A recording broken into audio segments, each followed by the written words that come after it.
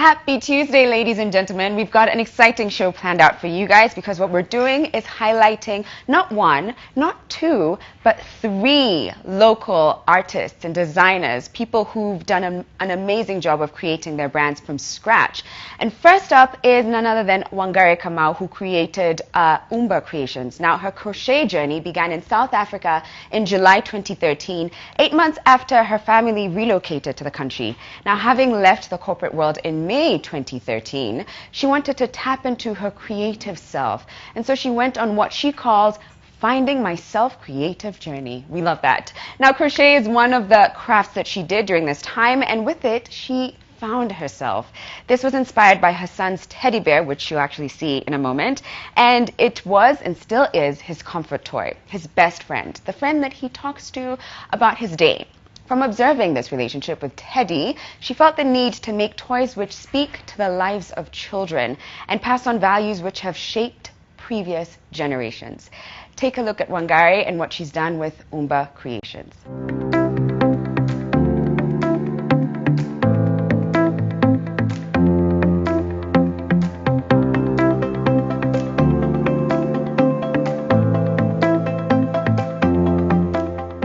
So we are at Umber Creations Creative Studio, this gorgeous, beautiful, it almost feels like a dollhouse. I wonder if you ever have children coming in and they're like, oh my gosh, look at all of this.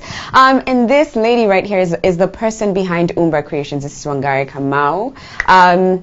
Welcome. Thank you so much. And I'm speechless. When I walked in the first time, I was like, I want that one, I want that one, I want this one, I want the pink one with the pink hair. Yeah. So tell me about the very first doll that you created, and was it as magical as the ones that we're looking at today? No, it wasn't. Baby steps? Okay. Yes, the very first doll I created, I was like, what on earth am I doing? And the reason I started making the dolls was actually because of my son. Right, Kiki, like we were saying, this little doll is what he was obsessed with, but then as you can see, it's really at the end of its journey. I mean, it's still living on. It's gone to the morgue, it's been resuscitated, it's, resurrected. It's still going strong. Okay, so then you made the first doll. What was that like?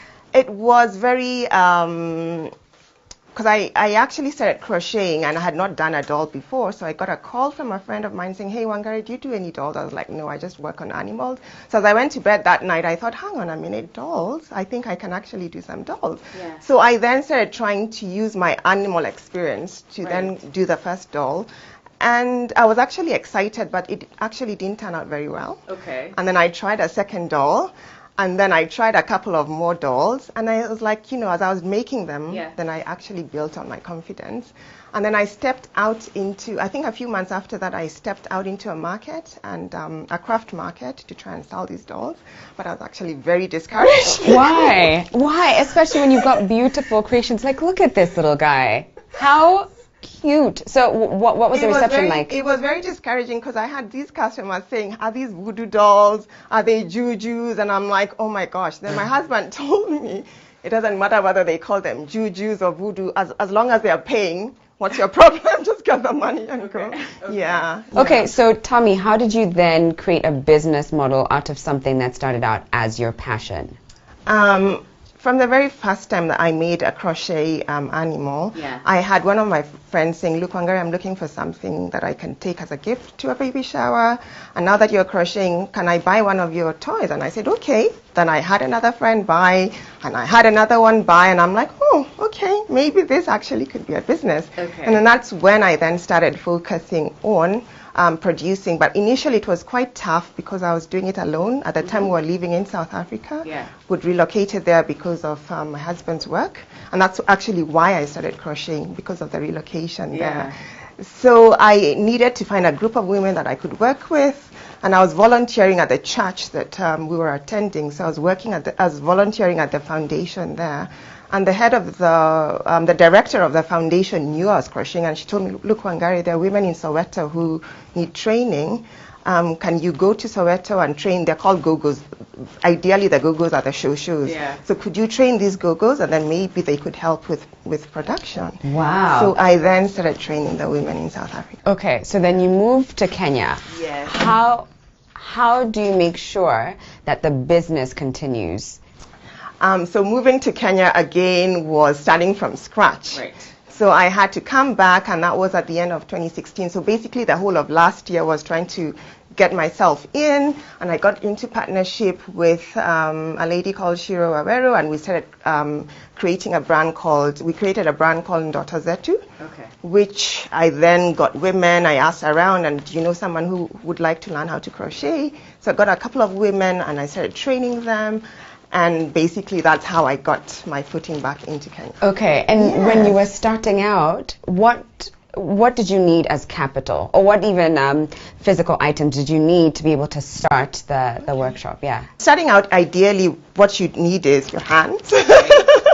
Skills, and then you need the yarn, right. You need the hooks, and you need the stuffing, and that's about it. And you just need a space where you can sit and just lose yourself in the creating, in the creations. Okay. So ideally, just the manpower, the yarn, and the hook, and you're good to go. Yeah. Okay, now take me through the process of creating these dolls, and we can take this one for example. Look, first of all, I just love how you've got a very Afrocentric appeal to the dolls. It's not the typical kind that we see. Yeah. This little girl has. Well, I was going to say dreadlocks, but I realized it may not even be dreadlocks. She decides, it's probably not dreadlocks. But you've also got a guy here. But so take me through creating a doll like this. What are the steps? So number one, you have to have the pattern. So you need to know what sort of doll you're creating, and then you need to write out the pattern. Mm-hmm. And then once you've written that out, then you need to get your yarn together and decide, I'm going to use these colors. And then you need to have your stuffing and your eyes. You can either use, because we use these sort of plastic eyes, and they're child safety eyes. So they have a little clip at the back, almost like a stud. Stud. Yeah. So ideally the main thing is you're able to read a pattern. So, read a pattern, what does that mean? Reading a pattern means that for every stitch that you see on the doll, there is almost like a recipe. There's an instruction as to how to create, for instance, this boot. Okay. So, there are different stitches with crochet, and so you need to understand how to read that, and you need to understand how to write a pattern as well. Uh-huh. Yeah, so that has actually been quite challenging, because a lot of people can crochet, but they cannot read the pattern. Okay. So they need to understand that if I don't follow the pattern correctly, it's not going to work. And how long does it take to create one doll? It takes about, depending on how fast you are and what you're doing, it takes about a day. Maybe for some people it could be a day and a half. But then sometimes, again, it's also depending on how many dolls you're making. And then you then sort of set yourself and say, today I'm just doing heads, and I'm going to do 6 heads. Okay. And then tomorrow I'm going to do all the hands. And then on Wednesday or whatever, I'm going to join. So it really depends. It can take time. Now, there's something very special about your dolls, and that's in the ethos of your brand and your creations, that you're not just saying, here, take a doll, there you go. Behind me, for instance, there's a prayer jar. Right here, there are these like cards, almost like prayer cards, you said. Can you take us through why this is a meaningful doll and not just a beautiful one? Yes, okay. So when I started crocheting, I go back to my son's little teddy bear dog thing. Yeah. I felt like, because he had such an attachment to this teddy of his, I felt that I needed to make something similar for other children, but not just another gift, but something that would speak into their lives. Right. So I then interestingly, I came across this book by Zig Ziglar called Born to Win. And within that book, he had something called the Wheel of Life. And then the Wheel of Life has 7 spokes, and each one of those spokes then represents an aspect in each of our lives. So you have intellectual, spiritual, physical, family. That's that wheel right there. Yes, social. So I felt that I would like these dolls to address each of those spokes, if I could call them that, in a child's life, such that we are speaking things that have been passed down to us by our parents and grandparents and so forth, and speaking these things into the children's lives, because we find that we have a lot of characters today that are just characters for the sake of it, but are they building into the lives of our children? And for me, I'm very, very passionate about that, because my dad, for instance, has always been like, what legacy are you living? he's very big on that we need to be passing on information to the next generation. And I said, look, this is my craft. How can I use this craft to then impart the next generation? So that I then came up with these little daily cards, blessing cards, if I call them that, so that a parent, I know people are really busy today, and before you leave, or maybe at the end of the day, you can then speak a blessing into your child's life, and then each day covers one of those books. So you have, like, Monday will cover your health. Beautiful. Another thing I really loved was this, which you quickly explained as, for everyone who's ever bought a doll from you, that you write down the name and the name of their children, if you're able to get that information for them, and you say a little prayer, and then you put it in the prayer jar. And I think that speaks to the core of the business, that it's about creating meaning, and making sure that it's got impact beyond that beautiful toy. Exactly. And I'm like, I call it my little bedroom ministry, where I usually take that jar and then I'll even look up scripture that will touch on, again, those 7 aspects, and put that scripture in, because there's so much power in speaking into our lives. And I'm like, well, whether this child is in India or in the UK, wherever, I'll never get to meet them, but at least I know that you had an impact. I did have an impact in a little way. Yeah, in a big way, I think. So what then inspires the different patterns that you choose to go for? And do you have a lot of boy dolls or male dolls too? Initially, we were not looking at doing the boy doll, if I can call it that. But then we had parents asking, what about the boy child? And I was like, you know what, we need to actually be taking care of the boy child. And so now I have one that I'm actually making. In fact, this one over here. Guy? Yes. That guy is called Wema. Wema, for goodness. And the whole idea is for him, again, to pass on things to the boy child, things that have been passed on by either his father or grandfather, great grandfather, and I'm actually quite excited. Fantastic, and that's so smart. That's so smart to make sure that the boys are included too. So how have you gone about marketing? Okay, marketing's been a little bit on the down low, if I can say that, because I've always been a behind the scenes sort of person. Ideally, I've just done through that through social media, through friends, and I've decided to just grow organically.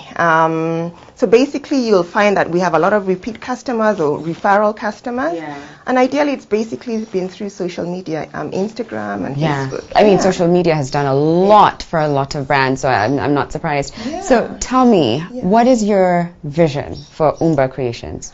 I hope that Umba would actually be a company that's manufacturing toys that have an impact in children's lives. We know we don't have handmade toys, because I'm really, really big on handmade. So we want Umba to be the handmade toy factory for Africa. Oh, wow. And when you see this vision for yourself, where do you see them being sold? Is it predominantly online, offline? Online, as well as exporting them to Europe and to the States and so forth. Currently, I'm actually part of an initiative called Fashion Agenda Africa. That is an initiative that was started by fashion visionaries. And the whole idea is for us to then move as one force and say, look, this is what is being made in Kenya, and it's not just been made for Kenya, but it's been made for Kenya and the world. And so through a platform like that, then move together and position like our toys and all the things that are being made here as sort of a one platform. Right. And I love that these dolls don't just get to live here in Kenya, but they get to be enjoyed by other children from India. In fact, you were saying this is going to India, isn't it? This is going to India, to a little boy who's about 10 years old. So that's quite exciting. We've had a lot of our toys go across. We've gone to Myanmar, to the UK, to Canada, to everywhere, literally. Last question for you. Yes. Why Umber Creations? How did you come up with the name? Umba means create in Swahili. So that's why I wanted, because I'm really, really passionate about using my hands. So I wanted the name to reflect the fact that I actually work with my hands. I love that. Yeah. From like marketing manager to creating dolls that are changing a child's life. Wangari, you're doing a phenomenal job, and thank you for having us in your creative studio and for creating dolls that are changing lives and children's lives, one doll at a time. I'm definitely going to purchase some. You probably should too. You can do so by checking them out at Umber Creations on Instagram, right? Now we're going to take a quick break, but when we come back, there's yet another Kenyan local designer who's doing big things. You definitely want to see this story too. So we'll be back in a moment. Bye. Bye. Now, I've been talking to Kenyan entrepreneurs and designers and artists, just trying to understand how they went from a passion project in their mind to their business. And next up is none other than Kenneth Ndolo of Undisputed Luxury Brands. Now, this is a fashion house that has been making inroads in the Kenyan market for close to 3 years. You may have come across their signature brands. That's the Undisputed Man and the Undisputed Woman. They're best known for their made-to-measure suits for both men and women, made by a team of young, innovative, professional fashion designers. Some of their celebrity clients include Jeff Koinange, Amina Abdi, Makbul Mohammed, Wahoo, Fena, Nick Mutuma, and Pinky Gilani, just to mention a few. Take a look at how they've built a reputable brand in just a few years.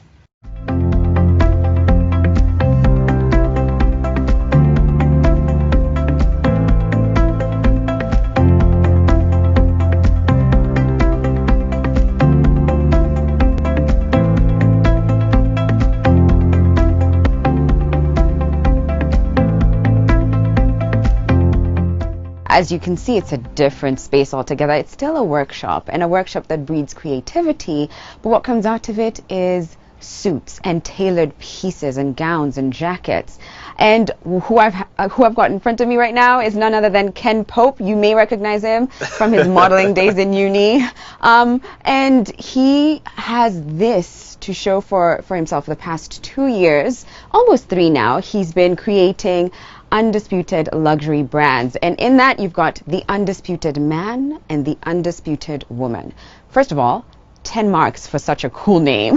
Like, I want to be the Undisputed Woman. Thanks a lot. How did you come up with the name? My bad, it took me 2 weeks to come up with the name. That's not long. Some people take... But I had to do some dig deep because I had some about like 3 names to think about. Yeah. The first one was the iconic man, the iconic woman.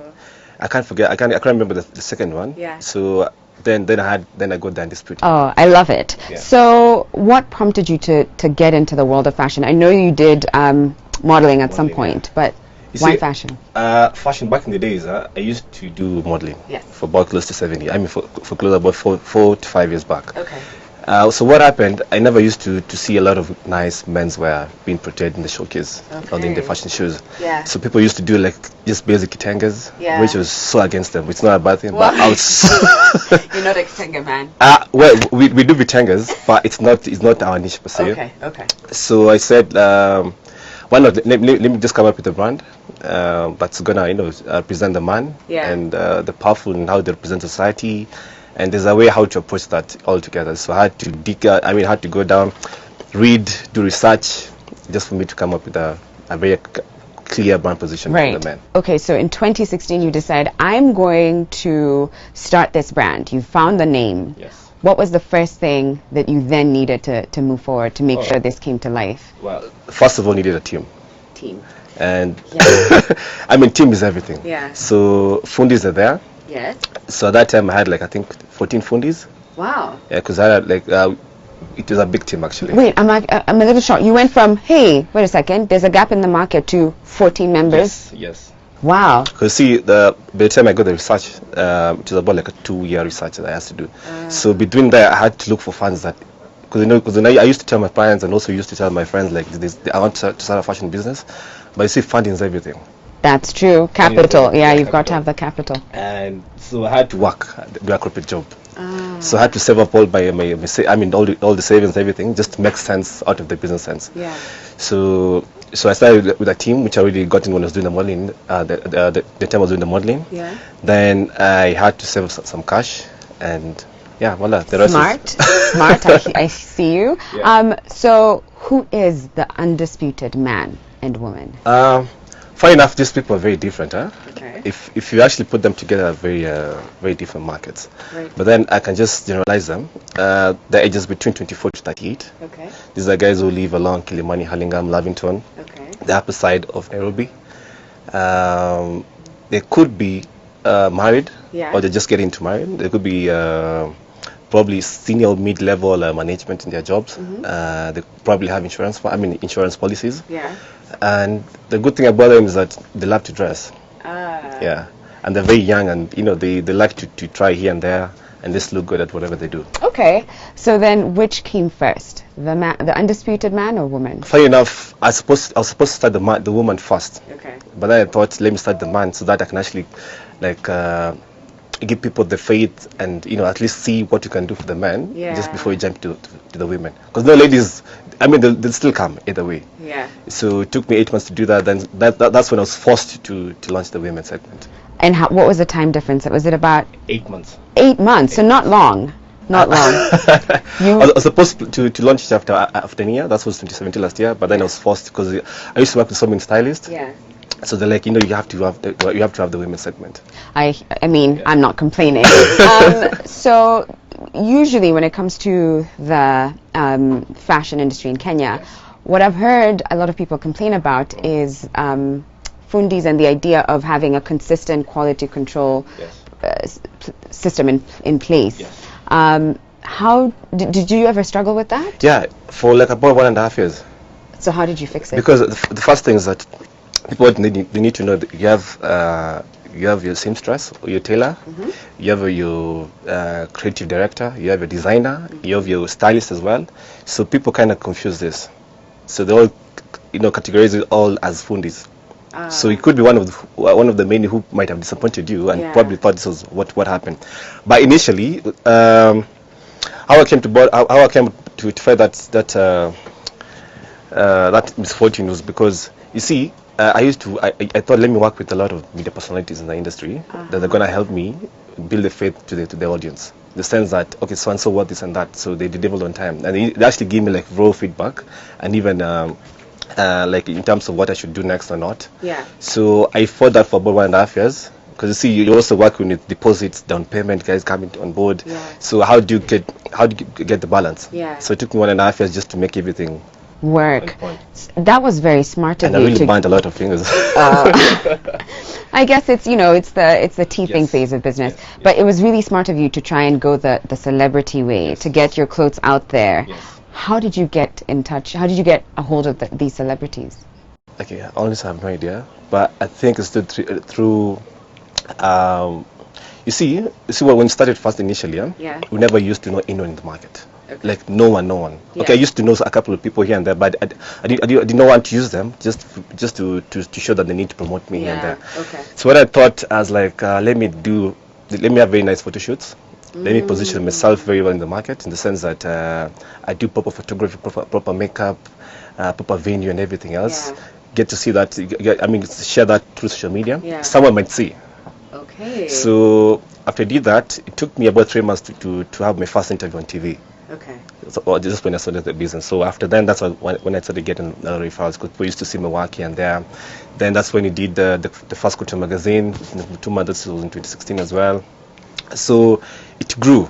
Right. It grew so much. And it's very clear that you had a very precise and clear vision of your brand, how you want it to look and feel. Yes. And then eventually, I guess, that's when the celebrities come along. Yes. So what other marketing tools did you use to try and get your pieces and your brand out there? I'd say the fact that you know someone's very influential. There could be a celebrity and could be someone's very influential. Yeah. And people have to get the difference between each of them. So it's how you use the influencer and extract the value out of them that makes you benefit. Right. So influencers were a big part of this. It's a very big part, trust me. Okay. Especially because you see, yeah, when you ask me about who's the man, who's the woman as well. Yeah. It all comes down, where do they hang out, where do they read, what do they watch, right, what do they listen to, where do they, so many things. So you try to find someone who it's highly relatable in all these occasions. Okay. So I can see that you've got, suit jackets lined up here. So are these for specific clients, or is it ready to wear? It's made to measure. Made to measure. Yes. So that's bespoke. Not really. Not really. What? Okay. Explain. What's the difference between ready to wear, There are few people who do bespoke in Kenya. There could be about 3 or 2 guys who do bespoke. Okay. You have to be in this industry for about close to 10 years to do bespoke. Oh. And bespoke takes about, let's say for a suit, may take about 4 weeks to 12 weeks. What? Yes. Wow. Okay. So what do you then focus on? Made to measure, and yes. But you've also got some ready to wear pieces. Not really. But I've seen like some gorgeous shirts that you've done. I just assumed that it's for, I mean, some of them are for different purposes. Some of them are for weddings that you do. So it's just a matter of time for clients just to come on board and pick them or do the first fittings. Wow. I in my mind, I knew for a fact that you've got these shirts lined up already and that someone can just pick up. That's so smart. So what are some of the hiccups when dealing with clients that you faced and overcome? Well, I used to face a lot especially when it comes to, can you guys really deliver? The delivery and consistency is very key. So we kind of tend to fight that back in the days. But nowadays it's a bit easy because at least I wouldn't say it's a challenge per se, because clients come to us for inspiration. Yeah. Like I just got a new job, I need this and that, I need you guys to do my entire wardrobe. I have no idea. So what? People come in here with wanting lawyers, I tell you. An entire wardrobe. The entire wardrobe. So. Wow, ain't that the dream? Actually, what it means is that you can have your daily corporate workwear. Yeah. Then you also have your weekend wear. You also need to go for those pro shows or itaras. Yeah. Need to go for looking weddings. sharp. Oh, and there's nothing like a man in a good suit. Let me tell you. Definitely. So what are the biggest mistakes that you see in men wearing suits specifically? We're going to focus on men first and then the women. What are the mistakes? They confuse fitting with slim fit. Oh. So the guys who wear very tight stuff thinking it's slim, but it's not really slim. For real. Anyway, that's a funny picture. The second one, I'd say, but I don't know why people do this quite often. People wear tuxedo coats during the day. Oh. So I mean, it depends. It's very okay. There's one who say that you're not supposed to wear this and that specific date. Yeah. But it should be very occasional, because even when it comes to suits, you need to respect the suits. Yeah. It's almost like me wearing a gown, walking down the streets, and it's like, what's the occasion? Why are you in like a black but gown? People don't know that up in the market. Interesting. So who inspires you? I can say about 3 guys. 3 category guys. The first one could be, of course, my team. Okay. Because the team comes, tells me this. I mean, like we have about 13 guys in the company. So what happens is that we inspire each other in terms of designs, in terms of delivery, in terms of how to work with the client here and there. So that's first. Second is my clients. Okay. So you just come and tell me, yeah, I like your brand. I really don't like people who promote you so much. I like guys who come because they need it. Wait. You see, there's the difference. People who promote you, they don't come once, and that's it. People who promote you so much only come once? Yes. How does that? I don't understand that. But if they promote you so much, they really believe in the brand, and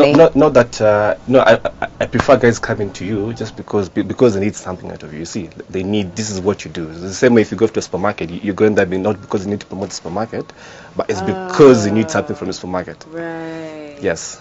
So I kind of find it very, very easy to work with such clients. Yeah. Because they tend to see you, like, they give you raw feedback compared to promoters. Yeah. They give you everything that you need to know that probably you didn't see from your end. Okay. So that's why I like people who just come, this is what you need. Right. So I love what you did. So clients as the clients. second. Okay, the third? The third is, I used to follow 2 designers internationally. So this was Tom Ford. I was praying you would say Tom Ford. Yeah. Tom Ford and Musica Freire. Wow. The second designer I'm not quite familiar with. You should check them out. Wow. Okay. Now I want to get into your suit before I ask you the last question. Okay. Or no, not even your suit, your look. Okay. So did you make your shirt? Did you make the waistcoat and all this is tailored here? Tailored here. Yes. Where do you draw inspiration in a piece like this, where you've got the the detail here and then the detail here with the buttons. Where does that come from? A lot of times you just look at the market. There's so much thing that you can do with waistcoat, but people kind of, I mean, so used to like single breast, double breast, and probably collar lapels. Okay. Which I find it's okay, but you know, you're in the fashion business, right? Yeah. So how do you tell people that you also have new designs? So you just take the... Right. So do you always look put together? Yeah, sure. Yeah, I mean, you have to look the part. Hey, look at that. I love it. Okay, so the last question to you is, where do you envision the Undisputed man and woman and all the brands that you'll come up with? What's your vision? Funny enough, I'll say this. I had a 5-year vision that we achieved within the first 2 years. Okay. So we had to sit down with the team, think ahead. Like, because see, first of all, you need to be a trendsetter. That's true. So by the time you be a trendsetter, you need to have people need to have seen at least your portfolio here and there. Yeah. They have really endorsed you. People, once they hear your name, they're like, okay, I know this guy. I mean, what comes to the mind? So by the time you build that, especially in Kenya, it's quite hard. Okay. So that's probably going to take the next 3 years to do that. Yeah. Second, we need to establish like a wholesaling department.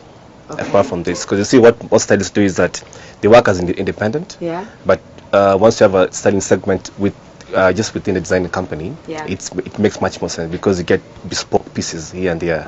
So it really makes sense a lot. But it's not a priority as we speak. But it's within the long-term vision. Then you're looking to have a school. What? Yeah, school. Training young designers. Young designers. Okay.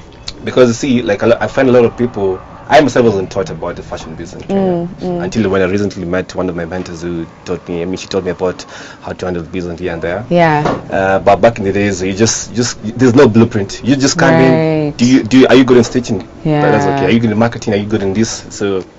So, I mean, I just find it's a very big need for us to teach just upcoming designers, like, you know, because they have guys who come from, let's say, Mackenzie School, and they go straight to like probably Shags or Who. Okay. Where they just set up a small shop here and there and they just start, but they don't know how the business model works. Right. So I just plan to show them how it works. I love that.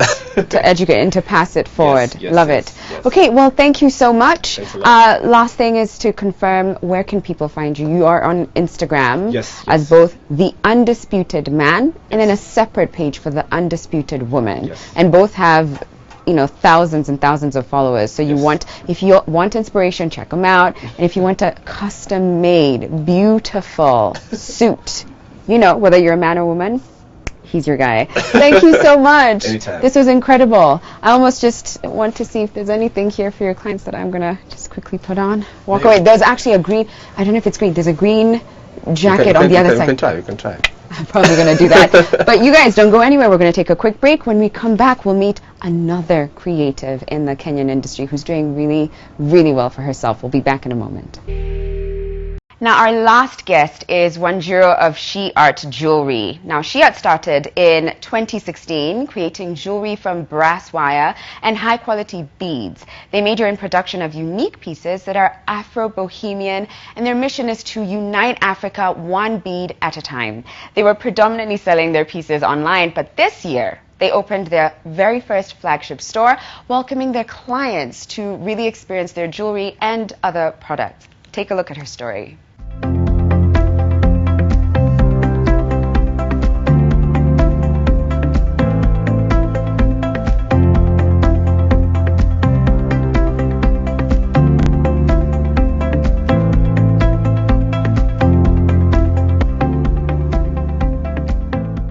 Do you like how my fingers are all decked out? Well, the third guest on the show is none other than Wanjiro Ngebe, who is the lady behind these creations.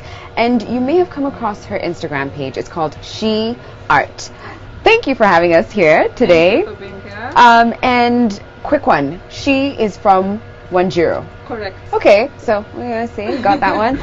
So you obviously at some point must have been very obsessed with jewelry. Totally. At which point did you then go from, ooh, this is such a therapeutic passion project to this is a legitimate business that I want to pursue? In the beginning, just creating, it was a hobby. I would do it because I wanted as much jewelry as I could get. And it started with buying jewelry and refashioning to something that works for me.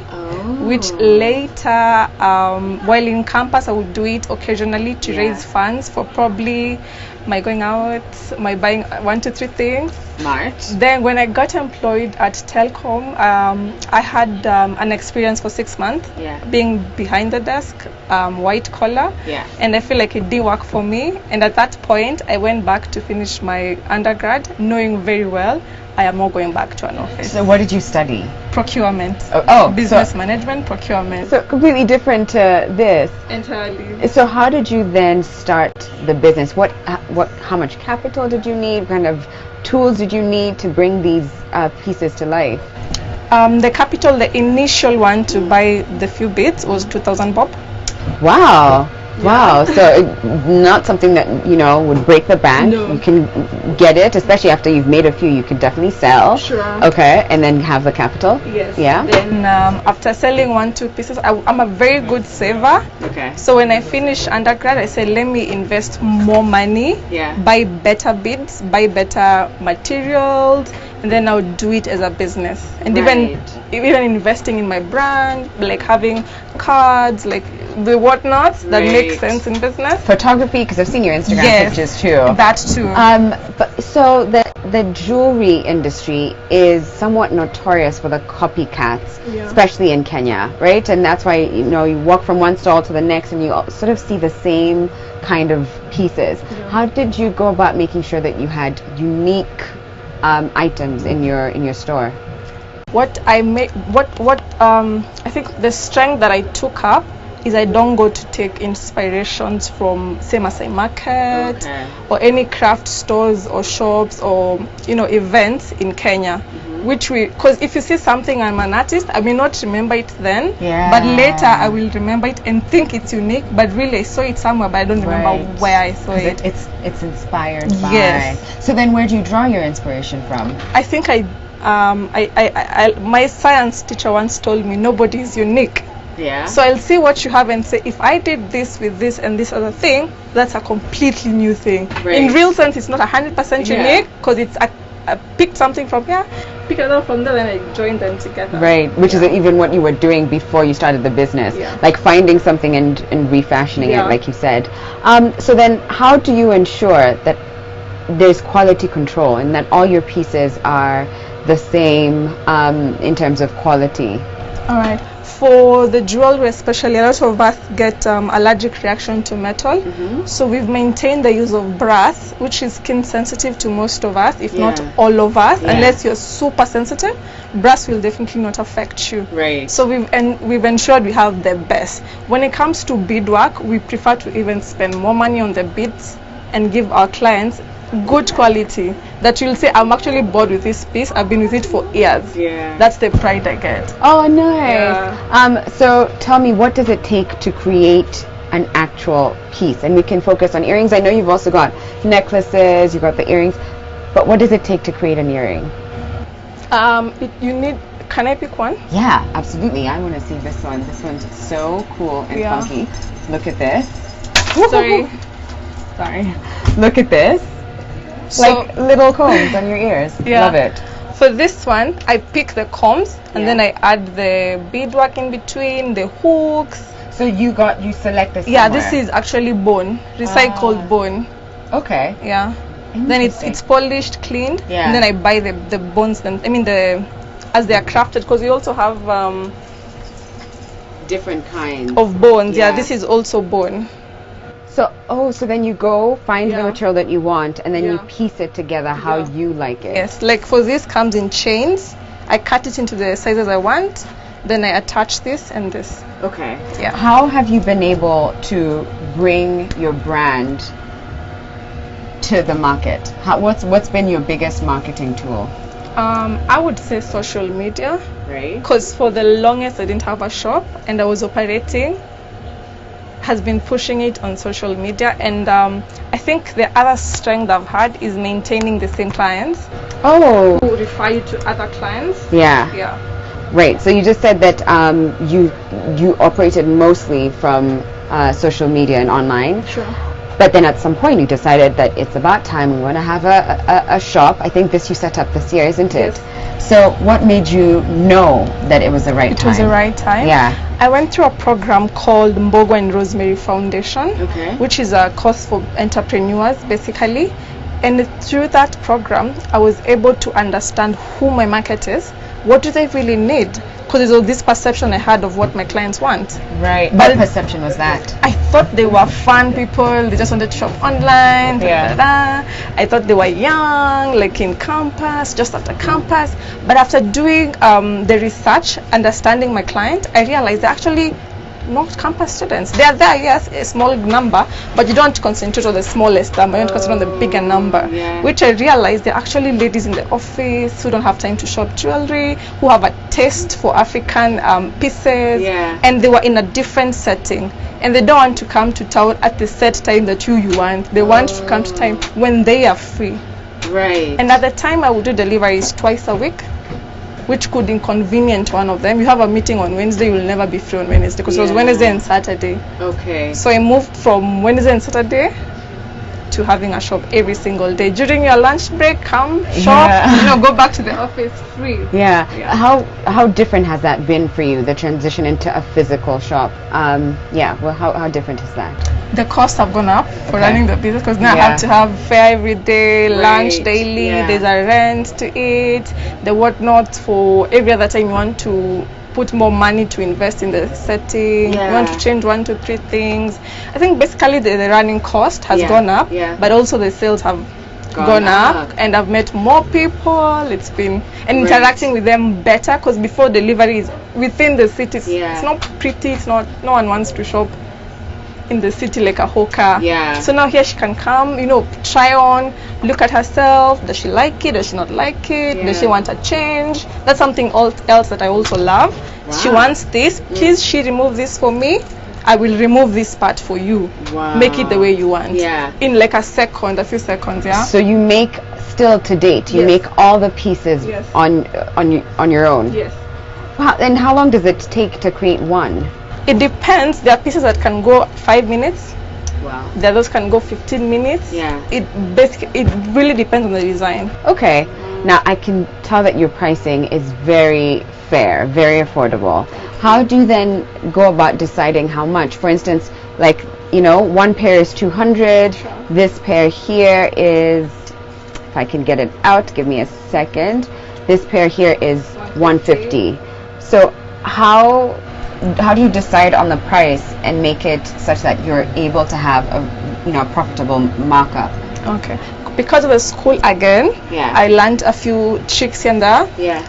We have one cost that every product should have, the one that will cater for my rent, for my lunch, so I sort of give every product that price. Then I'll add the cost of production for this particular piece, then mark up to the desired percentage. Because then it means if someone came here, you could end up spending maybe 1,000 shillings, but you leave with so many interesting pieces. Or even with 500, you could still leave with like 2, maybe 3 pieces. Very unique. And very, very fair. So who's your inspiration in the world of jewelry design? I draw my inspiration from 2. One international is Tiffany & Co. I want to be the brand that everybody wants to wear and still be humble. And I also really admire Adele Dujak. She's remained very real. Right. Yeah, those 2 brands really inspire me. Oh, I love Adele and her pieces. I mean, it's so quirky and it's she's not afraid to do it. Exactly. There's nothing like it. So what would you say has been the turning point for you in your business? I think it was opening this shop. Opening this shop was a turning point. It was challenging, and also it was a higher step. It was like going from here to here. Here to here, Right. Now, looking forward, where is Shee Art going to be in the next 2 years, let's say? We'll have a better shop, because I want to give clients the freedom to shop without me interrupting, because right now we have to talk if you're shopping. So funny. If I came in, I'm like, don't talk to me. It's like, it's just me and you. You're gonna have to. Talk. You have to. I have to ask you questions. You have to ask me something. But because even me when I'm shopping, I want to be silent. I want to shop. Think on my own without the interruption of the sales lady sometimes. So I would want to give my clients that freedom. Right. So I would want a bigger shop, a better air circulation place. I don't want to work with a small fan, right. And my goal is to have a shop, just by the road. Thank you so much, Wanjiro. It's been a pleasure getting to know more about your business and how you came about. And jewelry is off my fingers, back on this beautiful tray, so that if you want to grab yourself something from here or here or here, then you can do so. Where can they find you? You can find us opposite the bazaar.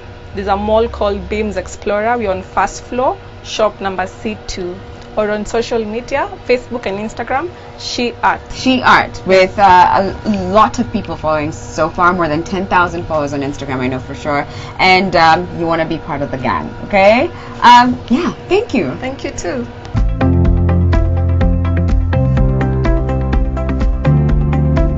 Now, what I really love about all these stories is that there's a lot of hustle, a lot of dedication and focus, and you've got to really use your hands, which I find quite interesting because all three of them have to use their hands to create. Social media also happened to be a big tool when it comes to marketing all three of their businesses. So tip, if you're in the business of entrepreneurship and you're just starting out, probably want to be on social media if you aren't already. Now I'm going to wrap up the show with a Travel Tuesday for you guys, and this time we travel all the way to the Republic of the Maldives, one of the most beautiful places in the world. It's a sovereign archipelagic nation positioned in the Indian Ocean. Notably, the South Asian island nation has no counterpart in the entire world in terms of its unique geography and topography, with an estimated population of 373,522 people. I love how specific that is. Love it. Now, if you've never been to the Maldives, I'm telling you, you have to go. There are no waters that are more crystal and clear than the ones in the Maldives. So go. You'll thank me later. Now, ladies and gentlemen, I'm going to love you and leave you and wish you a great rest of the day. We'll see you tomorrow, 8 a.m.